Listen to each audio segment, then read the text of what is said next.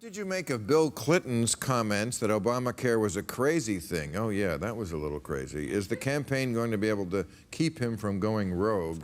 No, he was saying that it was crazy that the people that qualified for the subsidies, and then in between, which Hillary had talked about, having a way that they could get into the health insurance too. He's praised Obamacare a gazillion times. He did not say that. But but I mean, let's be honest.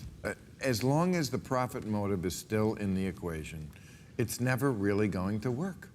I mean, it's going to work. People are going to have more coverage than they should, but as long as you cannot stop it on one end of the equation, that is, people can charge as much as they can. The EpiPen, you know, I mean, this kind of... Well, and the for-profit companies just buy the system. It didn't even work in Vermont. Yeah. They tried it in Vermont. They couldn't make it work. It's working better than before. No, I'm talking about single payer in Vermont. No, but what we have, what President Obama has done, what the Democrats passed, it may not be working as well as you want. It's working better than the system they had before. Yes, the uninsured rate is dropping. Obamacare was one of the most important and most difficult startups of all time. Of course. But you have to understand, it's still a startup. Right. Any big company like that, any big startup like that is going to have issues, and you've got to improve it, and they will. It's not just that. It comes back to what we were talking about, the tax code. Part of the problem is the big pharma companies buy the system. They give to both sides. The first thing that happened on the first day of the Obamacare negotiations is they agreed they were never going to negotiate on prescription drug prices because they were in debt to the companies. If everything you say is true, if everything you say is true, it's true. There are more people insured today, a lot more. So let's take some good news. Okay. Sure, of course. Let's take some good news. You're right. The pharmaceuticals are powerful. Still a long way to go. But let's take some good news. All right,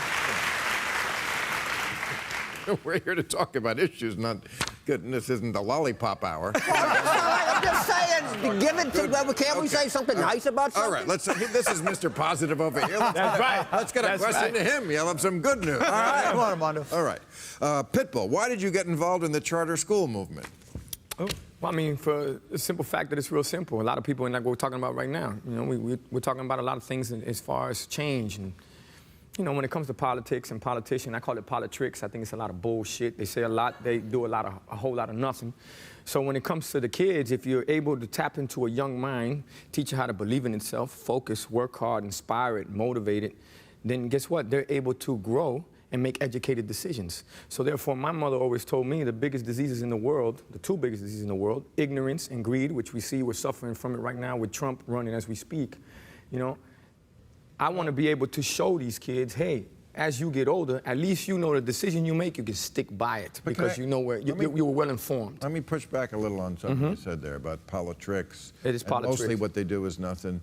I think that's a very dangerous message because that makes people just turn off and go, oh, they're all alike, they're all full of shit.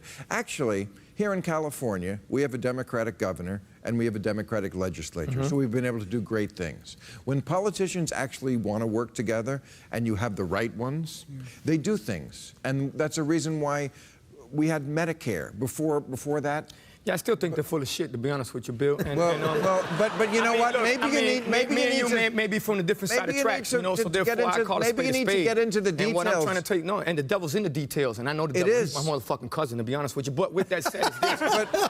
but this is what I'm trying to tell you. Look, when politicians they come out, they talk a great game. And mind you, we're talking about climate change. You're talking about what they did for California. We're talking about California's what? Is in a drought right now? But Armando, there's no water in Armando, California. let me just tell you something. So, before Lyndon Johnson came along, and you know this better than I do, and passed Medicare, senior poverty, old people who lived in poverty because they didn't have pensions and stuff, was something around 40%. It reduced it to something like 9%. Okay, that's actual change. That's something that I can't speak about because I don't know the details on that. That's what I'm telling you. But even think about what you're saying. Then don't say they're all full of shit and they don't do anything. Okay, so I'll tell you this much. So let's get political about this shit. Majority of them are full of shit. So, well, then don't vote for those. But you have to learn who to vote for. That's a dangerous thing because that says if they're all full of shit, then Hillary and Trump are equal. I mean, that's a dangerous thing. It's very dangerous. We got to make, and Armando, what Bill is saying, I agree. that many are full of shit. I'm with you. Anything I like just said that. But Majority of them. Majority of them full of But- shit, and I just think that politics has become a propaganda, as we see it right now. I watch Hillary and I watch Donald Trump, and it looks like the fucking WWF. It looks like Hulk Hogan and Andre the But you've fallen Giant. for some of the it's not.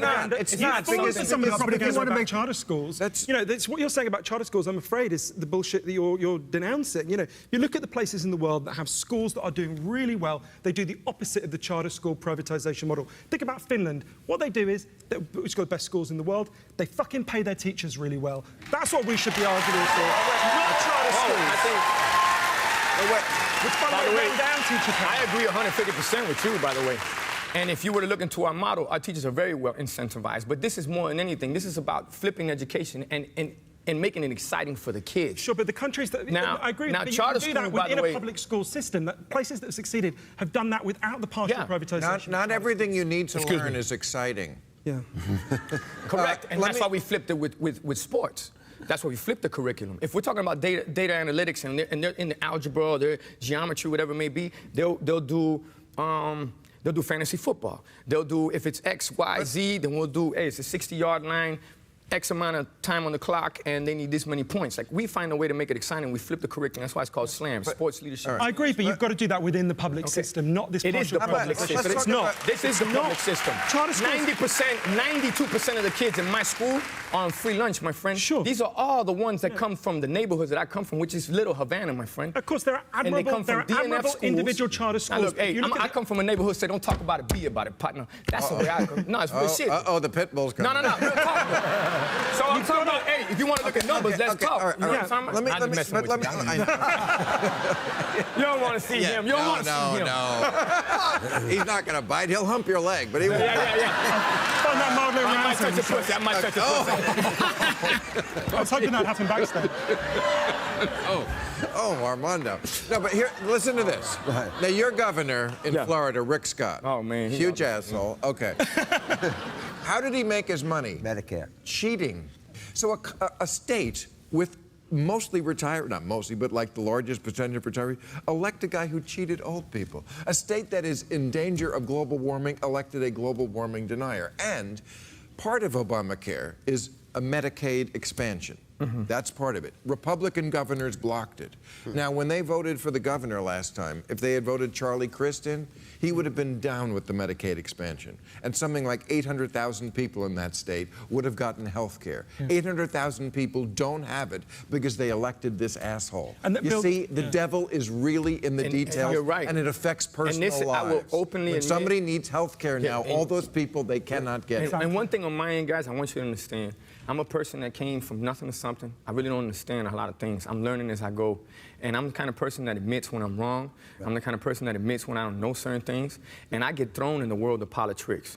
You know, I get thrown in this world because they feel like they want to, you know, pull in our culture, and they want to, obviously, they go for that vote. So there's a lot of things that I'm learning as I go, and I'm always And here that's for advice. commendable. But one thing I am is very, very passionate. All right, You know? no, So yes. sometimes All right, it makes- but Pitbull, let me just make a point. You know, I just In my want to state- make sure you guys know that I'm far from perfect. Far from perfect. In All my of us are state, far in from Louisiana, I just want you to, in my state, in Louisiana, which is a very poor state, one of the poorest states there, we had a governor that did not expand Medicaid. We had hundreds of thousands of people that needed insurance that didn't have it. We elected a new governor, and he did it. He changed people's lives. It is not the same. Right. And I understand what you're saying, but it is a distinction with a difference. It's so And easy that's to all I'm sit saying. back and go, oh, they're all crooks and they're all liars and they're all this. But actually, when you elect the right people, like a certain lady who's running, you know, their focus really, they may have their foibles, we all do. We have to recruit from the human race. Yes. None of us are perfect. Some of us use the wrong email server. Oh, my God. But basically, this is a person who her whole life is focused on how can I make people's lives Better. actually better. I agree with that. There are those people out there. You saw the dangers of the degeneration of the debate this week when it came to the reaction to the vice presidential debate. Tim Kaine made a really important point, which is that Donald Trump thinks, A, there should be more nuclear weapons in the world, and B, it should be easier to use them. And the reaction of everyone was, God, didn't Tim Kaine sound like a whiny bitch? Right. Wasn't he annoying? I'll tell you what's annoying, dying in a nuclear explosion. Yes. Right? That will be significantly more likely if Donald Trump I wins. couldn't agree more. You know, we need to have a more Right. serious discussion. It's why I love doing this show. Right, and the idiot media is like, well, Mike Pence won the debate because his demeanor was better. His demeanor was better, but he lied his ass off the whole time. I think there's a thing, and there's something called, you wouldn't know this, but I think there's a thing called the 8th commandment. What? I think there's something about thou shalt not lie. I actually think that's Did one you say of the them. East Commandment? No, the Hey, I think I'm going back to my Catholic school days. But he just lied the whole time.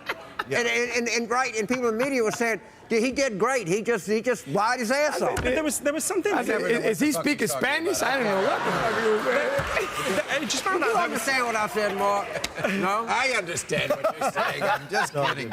You know what it is? I can't understand you because I smoke too much pot. I gotta go. Thank you.